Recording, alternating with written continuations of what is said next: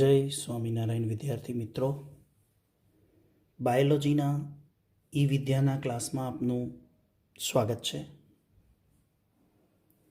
આપણે ટોપિક 20.2.2ની ચર્ચા કરશું, ડિસ્કશન કરીશું.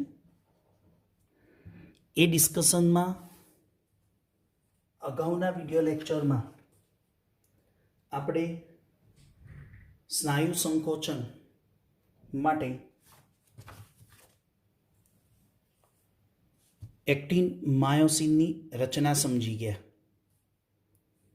એક્ટિન, માયોસિન, ટ્રોપોનિન અને ટ્રોપોમાયોસિન શીખી ગયા. રાઈટ? બધાએ વિડિયો લેક્ચર અભ્યાસ કર્યો છે?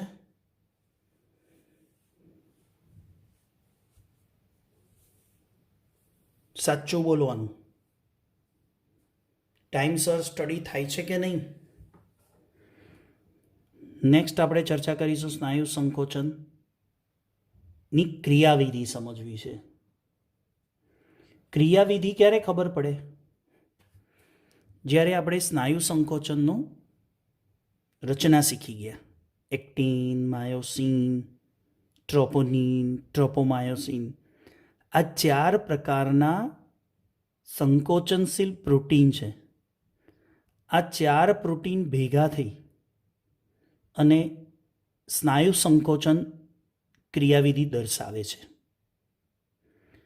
સ્નાયુ સંકોચન ક્રિયાવિધિને સમજવા માટે એના આપણે 3 સ્ટેપ પાડી દઈએ. ચોપડીમાં પણ એ જ પ્રકારે આપ્યું છે. છેલ્લે લાસ્ટમાં આ વિડીયોમાં હું તમને સમજાવીશ કે કયા ફકરામાં કયા સ્ટેપની વાત છે. તો પહેલું સ્ટેપ છે સ્નાયુઓને સંકોચન માટે CNS તરફથી ઉત્તેજના મળે. એટલે શું? સ્નાયુનું સંકોચન થવાનું હોય. શોર્ટલી તમને એવું કહું કે આપણા બોડીમાં કોઈ પણ ક્રિયા થવાની હોય તો એનો હુકમ, એની આજ્ઞા, એની પ્રેરણા, એનો પ્રેરક કોણ હોય? મગજ. મગજથી જે પણ કંઈ ઉત્તેજના મળે, મગજથી જે પણ કોઈ હુકમ મળે, મગજથી જે કોઈ આજ્ઞા મળે, એ પ્રમાણે આપણી બોડી કામ કરતી હોય. નાનામાં નાની ક્રિયા પણ હોય ને એની જાણ અથવા તો એનું નિયંત્રણ મગજને હોય. જાણ મગજને હોય અને એનું નિયંત્રણ મગજના કંટ્રોલમાં હોય. તો પહેલું સ્ટેપ આપણે એ શીખવાનું છે કે સ્નાયુ સંકોચન માટે CNS એટલે સેન્ટ્રલ નર્વસ સિસ્ટમ, મધ્યસ્થ ચેતાતંત્ર, C એટલે સેન્ટ્રલ, N એટલે નર્વસ અને S એટલે સિસ્ટમ, મધ્યસ્થ ચેતાતંત્ર તરફથી આપણે સ્નાયુ સંકોચનને એક ઉત્તેજના મળે ત્યારે જ સેકન્ડ સ્ટેપ શું છે? સ્નાયુ સંકોચન ક્રિયા થશે. ત્યારે ક્રિયાની શરૂઆત થાય. સ્નાયુ સંકોચનની ક્રિયા શરૂ કરવી છે તો એના માટે સ્નાયુઓને સંકોચન માટેની મગજ તરફથી આજ્ઞા મળે ત્યારે જ સ્નાયુઓ સંકોચન કરે છે. રાઈટ? Step number 3. સંકોચન થઈ ગયું પછી સ્નાયુઓનું વિસ્તરણ થાય. તો ત્રીજું સ્ટેપ સ્નાયુ વિસ્તરણ ક્રિયા. રાઈટ? તો સ્નાયુ સંકોચન ક્રિયાવિધિ ચોપડીમાં એક સંપૂર્ણ ટાઇટલ સાથે થિયરી આપી છે. આપણે એને 3 ભાગમાં વહેંચી કાઢીએ છીએ. શરૂઆતનો ફકરો છે, જે શરૂઆતનો ભાગ છે, એની અંદર મધ્યસ્થ ચેતાતંત્ર તરફથી ઉત્તેજના કેવી રીતે સ્નાયુઓ સુધી પહોંચે છે એને આપણે સમજવાની છે. એ ઉત્તેજના અથવા તો એ સમાચાર અથવા તો એ ઉર્મી વેગ સ્નાયુઓ સુધી પહોંચે પછી સ્નાયુઓનું સંકોચન શરૂ થાય. ક્લિયર? સંકોચન પૂર્ણ થઈ જાય પછી એ સ્નાયુઓનું વિસ્તરણ થાય. હવે એ સ્નાયુઓની સંકોચનની ક્રિયાવિધિને સરકતા તંતુવાદક ચોપડીમાં સ્નાયુ સંકોચનની ક્રિયાવિધિ છે, ત્યાં આગળ અંડરલાઈન કરી દેજો. ત્યાં લખેલું જ છે સરકતા તંતુકવાદની થિયરી કહેવાય. ઇંગ્લિશમાં રેફરન્સમાં બુકમાં એવું લખ્યું છે સ્લાઇડિંગ થિયરી. શું લખ્યું છે? Sliding theory. જૂના સિલેબસની ચોપડીમાં હલનચલન થિયરી લખ્યું છે. આપણે સ્નાયુ સંકોચનની ક્રિયા જે છે એમાં એક્ટિન છે જે જોઈ ગયા. એક્ટિન સૂક્ષ્મ તંતુકો માયોસિન સૂક્ષ્મ તંતુકો પર સરકે છે. યાદ રાખજો નીટ માટે અને એક્ઝામ થિયરીની એક્ઝામ માટે. કોના ઉપર સરકે છે? કયા સ્નાયુ ઉપર સરકે છે? કયા સૂક્ષ્મ તંતુકોની ઉપર સરકે છે? અથવા તો સરકનારા તંતુકો કોણ અને સરકાવનારા તંતુકો કોણ? એક્ટિન માયોસિન તંતુકો પર સરકે છે. ક્લિયર? જ્યારે આપણે એને બીજી રીતે બોલીએ, સરકનારા તંતુક કોણ? સરકનારા જે સરકે એક્ટિન સૂક્ષ્મ તંતુકો. જ્યારે સરકાવનારા તંતુકો કોણ? સરકાવનારા માયોસિન સૂક્ષ્મ તંતુકો. ક્લિયર? સરકનારા એક્ટિન છે, સરકાવનારા માયોસિન છે. સરકનારા એક્ટિન છે, સરકાવનારા માયોસિન છે. તો કોણ એક્ટિન માયોસિન ઉપર સરકે છે? કેવી રીતે સરકે? તો કે પહેલા એને મગજ તરફથી ઉત્તેજના મળે, મગજ તરફથી હુકમ મળે પછી જ એ એક્ટિન અને માયોસિન બંને એકબીજાની ક્રિયાવિધિથી શું બનાવે? સ્લાઇડિંગ થિયરી બનાવે, સરકતા તંતુકવાદ. ચલો ત્યારે આગળ થિયરીને સમજીએ.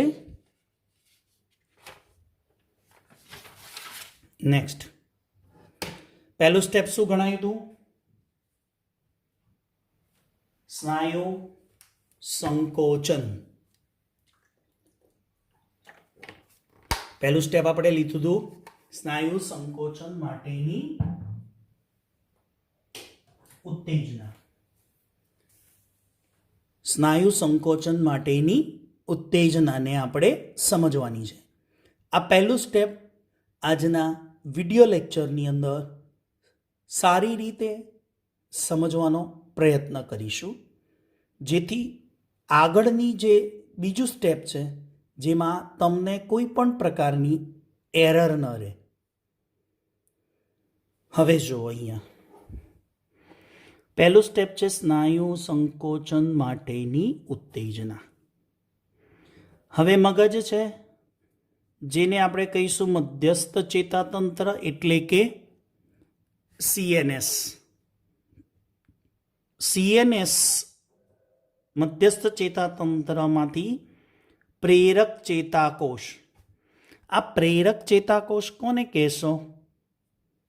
અથવા પ્રેરક ચેતા મગજમાંથી હુકમના સમાચાર લઈને મગજમાંથી અથવા મગજ જે આજ્ઞા કરે અથવા મગજ જે નક્કી કરે એનો જવાબ લઈ અને જે તે અંગ સુધી પહોંચે એને જે તે અંગ સુધી લઈ જાય એને પ્રેરક ચેતા કહેવાય.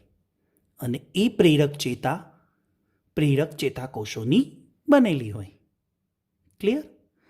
તો સીએનએસ એટલે કે મધ્યસ્થ ચેતાતંત્રમાંથી પ્રેરક ચેતાકોષ ઉત્તેજનાના સંદેશા એટલે કે સ્નાયુ સંકોચન માટેની જે કોઈ ઉત્તેજના છે જે મગજે નક્કી કરી છે એ પ્રેરક ચેતાકોષ વડે કોના સુધી પહોંચાડવાની? સ્નાયુ તંતુ પડ સુધી પહોંચાડવાની. રચનામાં શીખી ગયા આખું સ્નાયુ તંતુની રચના, જેમાં બહારની બાજુ આવેલું શું કહેવાય? સ્નાયુ તંતુ પડ. હવે અહીંયા જુઓ આકૃતિમાં, અહીંયા આપણે બતાવ્યું છે, આ આકૃતિ ધ્યાન આપો. અહીંયા આ આપણે બતાવી દી સ્નાયુ તંતુકની રચના, જેમાં એક્ટિન અને માયોસિન બધા ઊભી રેખામાં હતા. રેખિત સ્નાયુની રચના સમજાઈ હતી. આને આપણે કહીશું સ્નાયુ તંતુ પડ. હવે મગજ છે સીએનએસ. સીએનએસ તરફથી પ્રેરક ચેતા, એટલે આને આપણે પ્રેરક ચેતાકોષ કહીશું. આ બાજુ પણ હોય અને આ બાજુ પણ, બે બાજુ સ્નાયુ તંતુ પડ હોય જ, લેફ્ટ અને રાઈટ. એટલે કોઈ પણ બાજુ, બંને બાજુ પણ હોઈ શકે, વન સાઈડ પણ હોઈ શકે. તો એ સીએનએસ તરફથી જે ઉત્તેજના છે એ આ પ્રેરક ચેતાકોષ વડે ક્યાં પહોંચી? સ્નાયુ તંતુ પડ સુધી પહોંચી. હવે આ પ્રેરક ચેતાકોષ છે, આ એના એન્ડ છે. એ બધા એન્ડ તમે આકૃતિમાં જોઈ શકો છો. એ આ મગજ તરફથી પ્રેરક ચેતા, એના પ્રેરક ચેતાકોષ સ્નાયુ સંકોચનની ઉત્તેજનાના સમાચાર લઈને, સંદેશા લઈને ક્યાં આવ્યા? સ્નાયુ તંતુ પડ સુધી આવ્યા. હવે સ્નાયુ તંતુ પડ સાથે તમને અહીંયા આકૃતિમાં દેખાય છે કે આ પ્રેરક ચેતાકોષના એન્ડ છે, એટલે કે એનો અંતિમ ભાગ છે. પ્રેરક ચેતાકોષના આ અંતિમ ભાગ છે એ કોની સાથે ટચ છે? કોની સાથે જોડાણ કર્યું છે? જુઓ, સ્નાયુ તંતુ પડ સાથે જોડાણ છે ને? સ્નાયુ તંતુ પડ સાથે એનું જોડાણ છે. હવે એ જે જોડાણ છે એને આપણે ઝૂમ કરીને જોઈએ, પિંચ ઝૂમ કરીને. તો એ આપણને એક આકૃતિ દ્વારા હું તમને સમજાવવાનો પ્રયત્ન કરું છું, જે આપણે વિઝ્યુલાઇઝેશન કહીએ, જે ચોપડીમાં નથી. એટલે વધુ સારી રીતે તમને ખબર પડે કે આવું કંઈક હોય છે. જો અહીંયા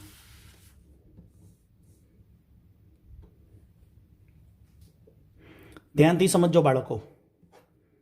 આ મગજ છે, સીએનએસ છેક ઉપર બોડીમાં ઉપરના ભાગે હોય, સ્નાયુઓ તો બોડીમાં કોઈ બી જગ્યાએ હોય. એ મગજ તરફથી આ જે દેખાય છે એ પ્રેરક ચેતાક્ષ છે. સમજાય છે? પ્રેરક ચેતાક્ષ. આ પ્રેરક ચેતાક્ષના એન્ડ છે, જે અહીંયા હતા ને, આ એન્ડ. આ ભાગને ઝૂમ કર્યો છે, તો આ એના એન્ડ છે. પણ તમે એના એન્ડ જુઓ, આ સ્નાયુ તંતુ પડ છે આખું. હરી સ્નાયુ તંતુ પડ. આ સ્નાયુ તંતુ પડને પ્રેરક ચેતાક્ષના આ એન્ડ છે એ સ્નાયુ તંતુ પડમાં ખૂપેલા છે. આપણે હમણાં એમ કીધું કે સ્નાયુ તંતુ પડની સાથે ટચ છે, જોડાણ કરે છે. પણ એનું જોડાણ છે ને આવી રીતે હોય. આકૃતિમાં સમજો, એનું જોડાણ છે ને આવી રીતે છે. હવે આ કોણ થયું? ચેતા. આ કોણ થયું? સ્નાયુ. સમજો છો ને? આ ભાગ કોનો કહેવાય? ચેતાનો, અને આ ભાગ આખો કોનો છે? જે દોરી છે આકૃતિ, સ્નાયુ દોર્યા છે રેખિત. આ એનું સ્નાયુ તંતુ પડ છે. જોડાણ કોની કોની વચ્ચે થયું?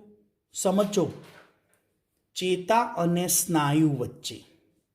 તો આ જે ભાગ છે આખો, એ ચેતા અને સ્નાયુ વચ્ચેનું જોડાણ કહેવાય. શું બોલાય? ચેતા અને સ્નાયુ વચ્ચેનું જોડાણ, જેને આપણે શું કહીશું? ચેતા સ્નાયુ સંધાન. શું કહીશું? ચેતા સ્નાયુ સંધાન. ફરી નામ લખું છું સાઈડમાં. શું બોલાય આ ભાગ જે છે એને? આ ચેતાનો ભાગ અને આ સ્નાયુનો ભાગ, આને કહેવાય ચેતા સ્નાયુ સંધાન. Neuromuscular junction. આ એક પ્રકારનું જંકશન છે. એ જંકશન કોની કોની વચ્ચે બન્યું? ચેતા અને સ્નાયુ વચ્ચે. એટલે એને શું બોલાય? Neuromuscular junction. ઇંગ્લિશમાં ચોપડીમાં લખેલું છે. ગુજરાતીમાં ન્યુરો એટલે ચેતા, મસ્ક્યુલર એટલે સ્નાયુ, અને જંકશન એટલે સંધાન. એટલે કે ન્યુરોમસ્ક્યુલર જંકશન, ચેતા સ્નાયુ સંધાન. બધાને ક્લિયર કે ચેતા સ્નાયુ સંધાન ક્યાં બન્યું? સ્નાયુ અને ચેતાની વચ્ચે. ક્લિયર? આગળ જઈએ. હવે જે મગજે મોકલાવેલા સંદેશા હતા એ ચેતા સ્નાયુ સંધાન સુધી પહોંચે છે. તો આ CNS એ મોકલાવેલા સ્નાયુ સંકોચનની ઉત્તેજના, સ્નાયુઓને સંકોચન માટેની ઉત્તેજના આપવા માટેના સંદેશા જે મધ્યસ્થ ચેતાતંત્રએ મોકલાવ્યા છે, એ ચેતા સ્નાયુ સંધાન સુધી પહોંચી ગયા. અહીંયા છેક આટલે સુધી આવી ગયા. હવે ચેતા અને સ્નાયુ વચ્ચે આવી જગ્યા છે. જો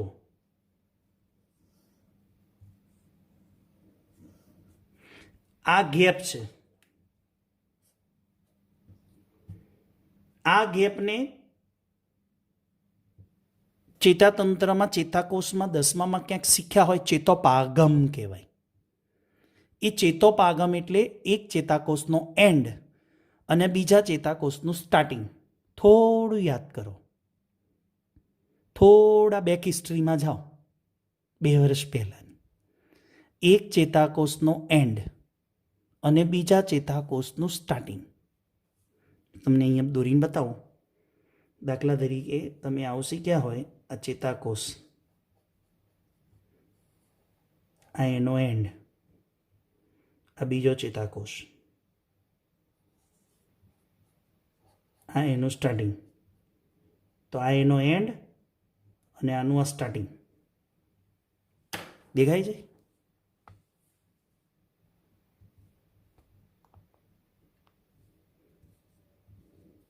આ જે છે એ જગ્યા ખાલી હોય, 2 એન્ડ ભેગા થતા હોય ને આ રીતે.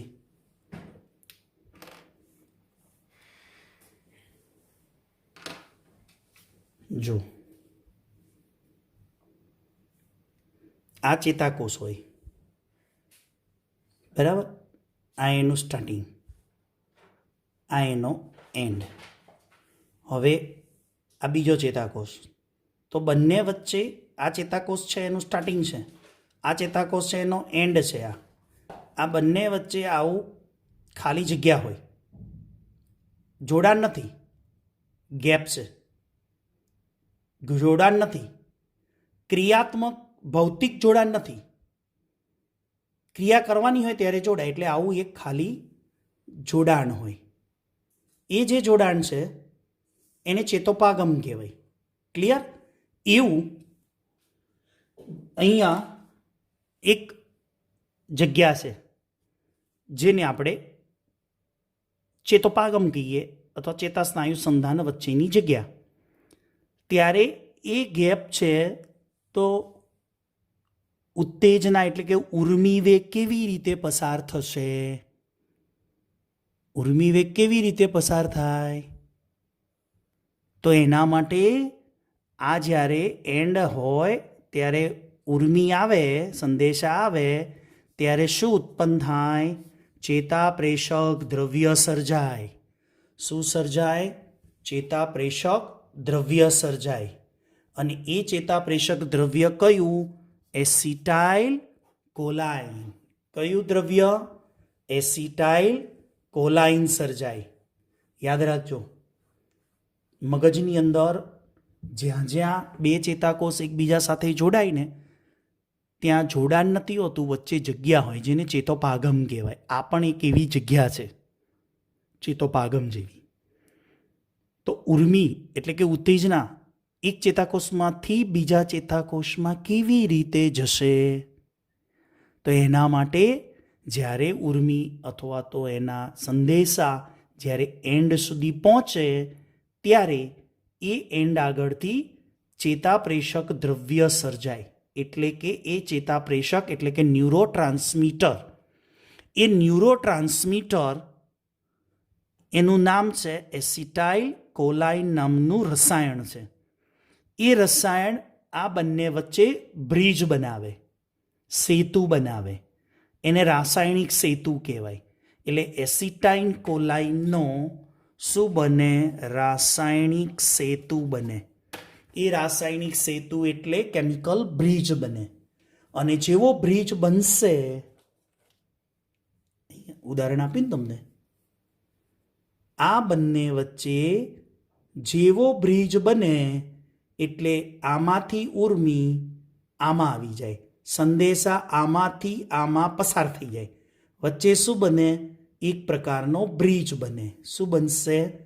એક પ્રકારનો બ્રિજ બનશે. બ્રિજ બને એ એસિટાઇલ કોલાઇનનો બને, રાસાયણિક સેતુનો બને.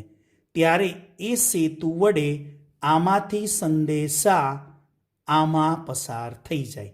એનો અર્થ એવો થયો કે આ સંદેશા આ ચેતોપાગમ એટલે કે ચેતાસ્નાયુ સંધાનમાંથી સ્નાયુ તંતુ પડમાં સક્રિય કલાવી સ્થિતિમાનનું નિર્માણ થઈ અને એ અહીંયા ઉતરશે. હવે ઉત્તેજના કોને મળી ગઈ? સ્નાયુને મળી ગઈ. તમને એમ થશે કે સ્નાયુ તંતુ પડ સક્રિય કલાવી સ્થિતિમાન શું છે? તો એ આપણે 21મા ચેપ્ટરમાં ચેતાતંત્રમાં સમજાવીશું. સક્રિય કલાવી સ્થિતિમાન એટલે ફિઝિક્સ પ્રમાણે કે કેમેસ્ટ્રી પ્રમાણે જઈએ ને તો કલા એટલે પટલ. પટલની ઉપર અને અંદર અને બહાર એક પ્રકારનો ધન વીજભાર અને ઋણ વીજભાર, જેને ફિઝિક્સ અને કેમેસ્ટ્રીમાં તમે બોલો છો વિસ્થિતિમાનનો તફાવત. જ્યારે ઉર્મિ પસાર થતી હોય, સંદેશા પસાર થતા હોય ત્યારે એ ધન વીજભાર અને ઋણ વીજભારમાં ફેરફાર થઈ જાય ત્યારે એને સક્રિય કલાવી સ્થિતિમાન કહેવાય. એને ડીપમાં જોઈશું. એટલે કે ટૂંકમાં અત્યારે તમારે એટલું યાદ રાખવાનું છે કે મગજ તરફથી આવેલા સંદેશા એ એસિટાઇલ કોલાઇન વડે ચેતા સ્નાયુ સંધાનમાંથી સ્નાયુમાં ઉતરે. હવે આ જે દેખાય છે ને, જો અહીંયા શું આકાર બન્યો? ધ્યાનથી જુઓ. ટી નલિકા બની. આને ટી નલિકા કહેવાય. શું કહેવાય? ટી નલિકા. ચોપડીમાં ઉલ્લેખ નથી, યાદ રાખજો. શું કહેવાય એને? ટી નલિકા કહેવાય છે. શું બોલાય છે? ટી નલિકા. આ ટી નલિકા છે. ટી બને છે. યસ. એના દ્વારા ઉત્તેજના સ્નાયુઓમાં ઉતરી ગઈ, સ્નાયુ કોષ રસમાં આવી ગઈ. એટલે આ ઉત્તેજના ટી નલિકા દ્વારા વહન પામી અને ક્યાં ઉતરી? સ્નાયુ કોષ રસમાં. હવે સ્નાયુ કોષ રસની અંદર સ્નાયુઓમાં કેલ્શિયમ સંચય ધાની આવેલી છે. શું આવેલી છે? કેલ્શિયમ સંચય ધાની. તો એ સ્નાયુ કોષ રસમાં કેલ્શિયમ આયનો મુક્ત થાય. કેલ્શિયમ સંચય ધાનીમાંથી કેલ્શિયમ આયનો મુક્ત થાય છે. એટલે કે કેલ્શિયમના સ્તરમાં વધારો થાય. સમજો. ઉત્તેજના મગજ તરફથી નીકળી, ચેતામાંથી પસાર થઈ, ચેતાના એન્ડ આવ્યા, ત્યાં ચેતાના એન્ડ એ સ્નાયુ સાથે શું બનાવ્યું? ચેતાસ્નાયુ સંધાન. હવે એ ઉર્મીને પસાર થવું છે તો અહીંયાથી શું બનશે?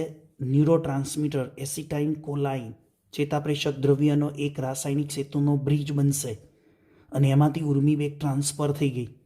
એ ઉર્મિવેગ ટ્રાન્સફર થઈ એટલે ટી નલિકા દ્વારા ઊંડે ઉતરે, સ્નાયુ કોષરસમાં ઊંડે સુધી આવે. ઊંડે સુધી આવે ત્યાં આગળ શું આવેલું છે? કેલ્શિયમ સંચય ધાની. એમાંથી જુઓ કેલ્શિયમ મુક્ત થયા. આ બધા કેલ્શિયમ મુક્ત થયા એટલે કે કેલ્શિયમ આયનોનું પ્રમાણ શું થયું? વધી ગયું. કેલ્શિયમ આયનોનું પ્રમાણ વધે ત્યાર પછી આપણે કયું સ્ટેપ આવશે? બીજું સ્ટેપ. કયું હતું બીજું સ્ટેપ? સ્નાયુ સંકોચનની ક્રિયા. સંકોચન શરૂ થશે. અત્યાર સુધી સંકોચન શરૂ નહોતું થયું, પણ સંકોચન માટે એને મગજે હુકમ મોકલાયો, ઉત્તેજના મોકલાઈ, સંદેશા મોકલાયા. એ સંદેશા મગજના સ્નાયુઓને કેવી રીતે મળ્યા એનું સંપૂર્ણ વર્ણન, ડિસ્ક્રિપ્શન તમને સમજાય, સરળ રીતે સમજાય એવી રીતે આપણે પ્રયત્ન કરીને સમજાવ્યું છે. ચોપડી પ્રમાણે વાંચજો, સમજજો. હવે આપણે એ જોઈએ કે ચોપડીમાં કઈ જગ્યાએ છે. Just hold on. ચોપડી બધા પાસે હોય તો ઓપન કરજો. Page number 209. 309 નંબરનું પેજ છે. કયું છે? 309 નંબરનું પેજ છે. ઓકે. એની અંદર અહીંયા છે સ્નાયુ સંકોચન ક્રિયાવિધિ, મિકેનિઝમ ઓફ મસ્ક્યુલર કન્ટ્રેક્શન. ઓકે. અહીંથી શરૂ કરી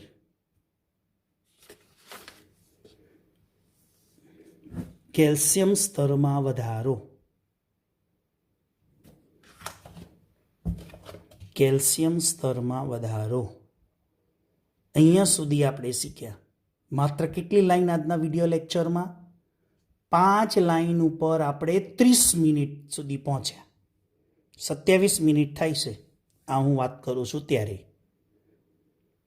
હવે અહીંયાથી આપણે બીજું સ્ટેપ શીખીશું. પછી અહીંયા આ બાજુના ભાગે છે ત્રીજું સ્ટેપ.